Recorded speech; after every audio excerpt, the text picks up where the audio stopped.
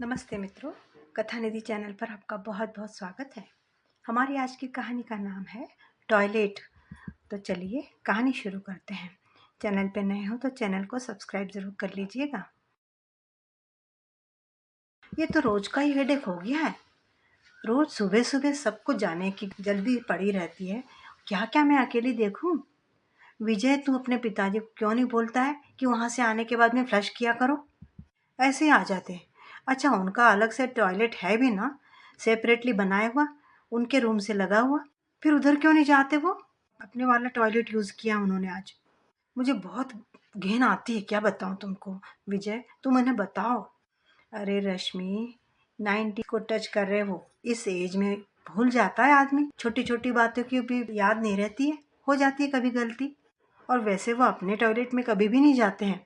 आज उनके टॉयलेट में माँ गई थी, इसलिए वे इधर आए होंगे शायद से। तुम्हारी माँ की भी वो हालत है, एक तो बिल्कुल सुनती नहीं है, सुनाई पड़ता ही नहीं है उनको। किचन में खड़ी थी तो मैंने कहा दूध रखा है गैस पे, थोड़ा ध्यान रखना। मैंने जोर जोर से बताया था उनको, और मैं बेडरूम में तुम्हारे बिखरे हुए कपड़े समेटने चली गई। आके क्या देखती हूँ, दूध पूरा ओवन के गैस पे बिखर गया था, और गैस चालू ही था। ऊपर से वो गरम गरम भगोना हाथ से उठाने की क्या जरूरत थी? गिर गया हाथ से उनके। सारे दूध का नुकसान हो गया, पूरे किचन प्लेटफॉर्म दूध से भर गया। कहाँ से मैंने उनको दूध देखने के लिए बोला। मैं तो अपनी गलती पे पछता रही हूँ। उनसे मुझे कुछ मदद तो मिलती नहीं है, बल्कि मेरा काम बढ़ा के रख देती हैं। ऊपर से क्या बोली, अरे रश्मि, मुझे गैस बंद ही नहीं करते आया, और सनसी भी कहीं दिखे नहीं, इसलिए मैं हाथ से गैस पर से भगोना उतारने लगी तो हाथ से गिर गया। मेरी उंगलियां भी जल गई हैं, और बर्तन भी गिर गया। आजकल ऐसा हो जाता है, देख मुझसे रोज ऐसा ही कुछ न कुछ करती रहती है। अब तुम ही बताओ मैं क्या करूं? रश्मि इतनी बड़बड़ करे थी, इसलिए कि वो सोच रही थी कि विजय बाहर बैठा है और उसकी बात सुनते जा रहा है। उसकी तरफ से कुछ भी रिस्पॉन्स जब नहीं आया तो वो बाहर देखने के लिए आई, तो देखती क्या है, बैठक में कोई था ही नहीं। उसने सासू माँ के बेडरूम में झांक कर देखा तो देखा विजय अपनी माँ के हाथ हाथ में लेकर उनकी जली हुई उंगलियों पे धीरे धीरे मलहम लगा के दे रहा था, और धीरे धीरे हवा भी कर रहा था जिससे कि उन्हें कुछ ठंडक लगे। तो रश्मि, क्या कहना है तुम्हारा? पास में जो वृद्धाश्रम है उसी में रख दे दोनों को, ये फाइनल हो गया तुम्हारा विचार? हाँ, मुझे तो ऐसे ही लगता है। देखो, एक तो यहाँ इन दोनों को अच्छा भी नहीं लगता, दोनों बैठे बैठे बिल्कुल बोर हो जाते हैं। फिर बिना वजह मेरे कामों में बीच बीच में करते हैं, और सारे काम बिगड़ते रहते हैं। वहाँ वृद्धाश्रम में उनके बराबरी के लोग रहेंगे, उनमें इनका टाइम अच्छा जाएगा। इन लोगों के गपशप के टॉपिक भी एक जैसे ही होते हैं तो ये इंजॉय भी करेंगे। अब यहाँ एक रूम में उन्हें रहना पड़ता है दिन भर, इससे तो अच्छा है कि वो वहाँ पे रहेंगे। वहाँ वृद्धाश्रम बड़ा रहता है, हॉल वॉल सभी रहता है, वहाँ पे टीवी वगैरह सभी सुविधाएं रहती हैं, तो ये दोनों वहाँ खुश रहेंगे। ठीक है रश्मि, अगर तुम ये सोचती हो तो कल ही इन लोगों को वहाँ शिफ्ट कर देता हूँ। एक्चुअली विजय का अपने माँ बाप से बहुत प्यार था, बहुत अटैचमेंट था। वो जानता था कि माँ बाप ने उसके लिए कितने कष्ट सहे हैं, कितना कुछ किया है। उसे इस बात का पूरा एहसास था। उसका मन बिल्कुल भी नहीं होता था कि वो अपने माँ बाप को वृद्धाश्रम में छोड़ के आए, पर उसे यहाँ पत्नी के साथ में अपनी गृहस्थी भी अच्छी तरह से चलानी थी। रोज की उसकी दौड़ धूप और चिड़चिड़ाहट देखता था। अनजाने में कई बार वो उसके माता पिता का अपमान भी कर देती थी। इन दोनों ही बातों को वो टालना चाहता था। वो चाहता था कि माँ बाप सम्मान के साथ रहे और खुश भी रहें। एक वृद्धाश्रम उनके घर के पास में ही था, इसलिए वो सोच रहा था कि ट्रायल के रूप में माँ बाप को कुछ दिनों के लिए तो वहां रख के देखा जाए, फिर देखते हैं आगे। विजय, देखो आजकल घर में कितनी शांति रहती है। काम तो सब उतना ही है, लेकिन उन सब कामों को करने के लिए मुझे कितना समय मिल जाता है। हाँ, इससे अधिक विजय से कुछ बोला नहीं गया था। अच्छी तरह से सोच विचार करने के बाद में उसने निर्णय लिया था कि माँ पिता को वृद्धाश्रम में छोड़ के आने का, और उस विचार के अनुकूल वो माँ बाप को वहाँ पे छोड़कर भी आया था। माँ बाप भी बेचारे कुछ भी बोले बिना बेचारगी से वहाँ जाने के लिए और रहने के लिए तैयार भी हो गए थे। घर से निकलते समय जब उन्होंने भगवान को नमस्कार किया, उस समय उनके आंसू उनसे रोके ना रुके। माँ और पिताजी दोनों ही भर भर आकर रोने लगे थे।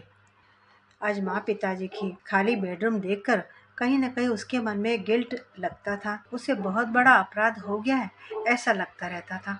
उसका मन किसी काम में न लगता, कुछ न कुछ छूटता जा रहा है, ऐसा उसे बार बार लगता रहता। फिर सोचता कि शायद माँ पिताजी वृद्धाश्रम में अपने बराबरी के लोगों में खुश होंगे। इस तरह से अपने मन को समझा के वो खुद भी खुश रहने की कोशिश कर रहा था। आज 10 दिन हो गए थे माँ पिताजी को वृद्धाश्रम में जाके। तभी दरवाजे पर बेल बजी। रश्मि घर पे अकेली थी। उसने जब दरवाजा खोला तो वो खुशी से नाचने लगी। उसकी माँ आई थी। एकदम सरप्राइज था उसके लिए ये। हमेशा तो बुलाने पर भी माँ आती नहीं थी, फिर आज अचानक आ गई थी, इसलिए वो विशेष रूप से खुश हो गई थी।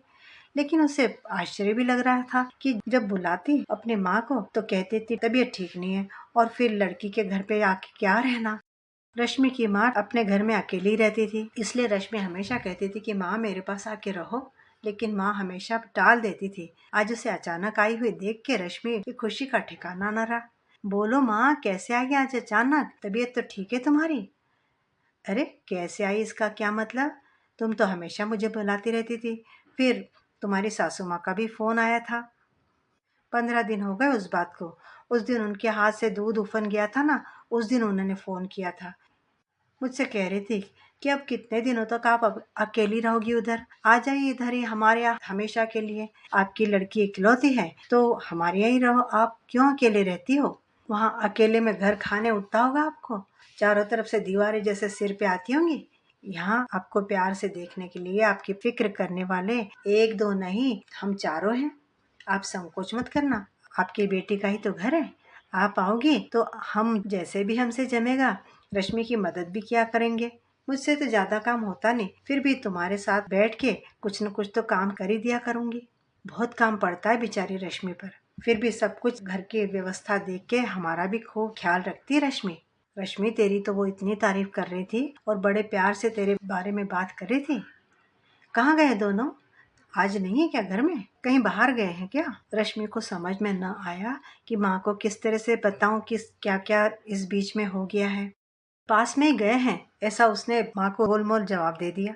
थोड़ी देर में विजय भी आ गया। उसने भी जब रश्मि की माँ को ऐसे अचानक आए हुए देखा तो उसे भी बड़ा आश्चर्य हुआ। रश्मि की माँ उनसे बोली, जमाई जी बहुत सारी खरीदारी करके आए हुए दिखते हो आप मुझे, क्या क्या लेकर आए हो?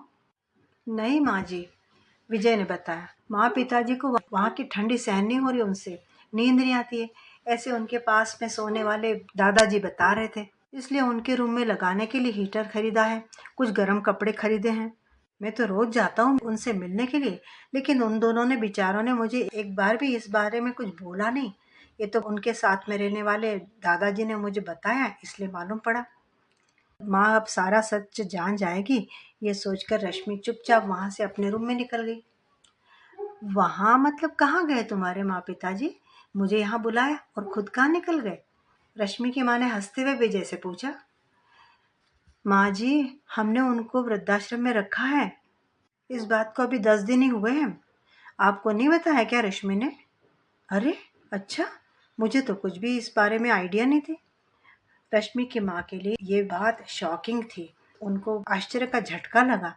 विजय जैसा भला और अपने माँ बाप से बहुत प्यार करने वाला आदर्श बेटा अपने माँ बाप को वृद्धाश्रम में रख देगा, इस बात का उन्हें बहुत आश्चर्य हुआ। और ये नौबत किसकी वजह से आई होगी, ये भी उनको तुरंत ही समझ में आ गया। वो जानती थी रश्मि का डोमिनेटिंग नेचर और उसका जिद्दी स्वभाव। जो हुआ वो सही नहीं हुआ है विजय। उन्होंने फिर रश्मि को आवाज लगाई। रश्मि बाहर आ गई। रश्मि, ये मैं क्या सुन रही हूँ? ये कैसे होने दिया तूने? और तुम इतने बार फोन करती हो, तुमने मुझे एक शब्द भी इस बारे में नहीं बताया।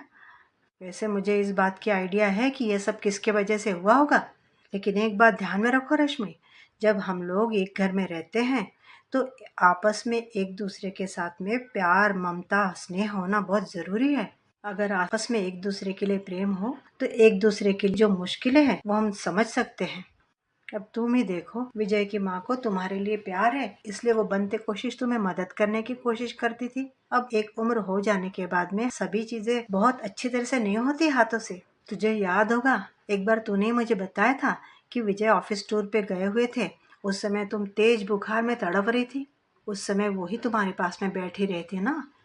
तुम्हारे लिए उन्होंने लपसी बना के दी थी, तुम्हारा सिर दबाती बैठी थी, तुम्हारे सिर पे ठंडे कपड़े की पट्टियां रखती रही थी। तुमने ही तो बताया था मुझे। जमे ना जमे, लेकिन अपने घर के लोग एक दूसरे के लिए करते ही हैं। और अभी तक तो तू खुद ही बोलती थी कि सुबह बहुत सारे काम होते हैं और उस समय तुम्हारी सासू माँ तुम्हें काफी मदद कर देती थी। लेकिन रेशमी, आज मैंने जो सुना उससे मुझे बहुत बुरा लगा है। बेटी, मेरी बेटी के सास ससुर वृद्धाश्रम है, ये सुनकर मुझे बहुत दुख हो रहा है। वो तुम्हें एक बेटी के समान प्यार से रखते थे, ये तूने ही मुझे बताया था ना कुछ समय पहले। और ये भी बोली थी कि अब उनकी उम्र हो गई है और उनसे इतना ठीक से कुछ काम होता नहीं। फिर एकदम उनकी वृद्धाश्रम में रवानगी कर दी तुमने। मैं असल में आज आई ही इसलिए हूँ कि उन्होंने इतने प्यार से मुझे फोन करके साथ में रहने के लिए बुलाया था। मैं खास करके उनके लिए आई हूँ। लेकिन अब जब वो ही इस घर में नहीं है तो मैं यहाँ अकेली रह के क्या करूँ। इससे तो मैं जहाँ रहती हूँ वही ठीक है। तेरे बच्चों को भी तूने उनकी बुआ के यहाँ भेजा हुआ है कुछ दिनों के लिए, तो फिर यहाँ तो मुझे बिल्कुल भी अच्छा नहीं लगेगा। फिर यहाँ क्या और मेरे घर पे क्या, सब एक जैसा ही है। मैं शाम की बस से वापस चली जाऊंगी। वैसे भी मुझे मेरा घर छोड़ के कहीं अच्छा भी नहीं लगता है। लेकिन रश्मि, मुझे तेरा यह व्यवहार समझ में नहीं आया कि जब तक तुझे जरूरत थी तब तक तूने उनको घर में रखा और अब उनसे कुछ होता नहीं तूने दूर कर दिया। बहुत गलत बात। तुमने कांच के जार देखे हैं ना, अगर उसमें चीर पड़ गई, वो तड़क गया, तो इतना बड़ा जार तो हम फेंक नहीं देते ना, उसका दूसरी तरह से यूज कर लेते हैं। उसका फ्लावर पॉट जैसा यूज कर लेते हैं, उसमें सुंदर फूल रख देते हैं। उसमें पानी नहीं भर सकते तो क्या, वो जार घर की शोभा बढ़ाता है, अगर उसमें फूल रख दिए जाए तो। रश्मि मन ही मन बड़ी शर्मिंदा हो रही थी। उसने माँ को रोकने की कोशिश की, लेकिन उसे मालूम था कि एक बार माँ ने कह दिया कि वो यहाँ नहीं रहेंगी तो वो फिर मानने वाली है नहीं। शाम को विजय सोया हुआ था। उस समय रश्मि की माँ निकलने के लिए तैयार बैठी थी। रश्मि रिक्शा लेकर आने के लिए बाहर निकली और थोड़ी देर में रिक्शा लेकर आ गई। लेकिन जब रिक्शा लेकर आई तो रिक्शा में वो अकेली नहीं थी।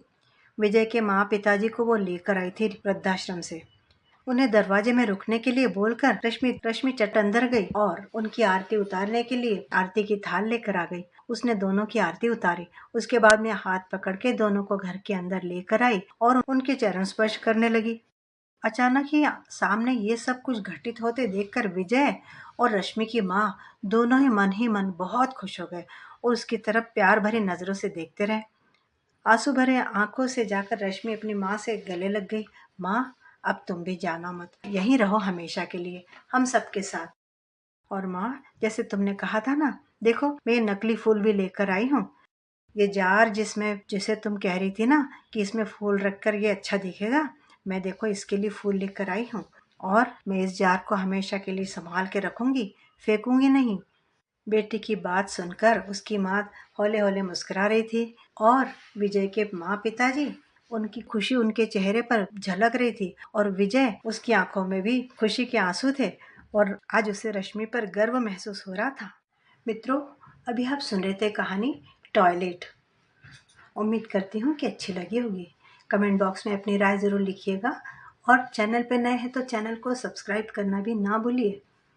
मिलती हूँ जल्द ही एक और अच्छी सी कहानी के साथ। तब तक विदा। कहानी सुनने के लिए बहुत बहुत धन्यवाद।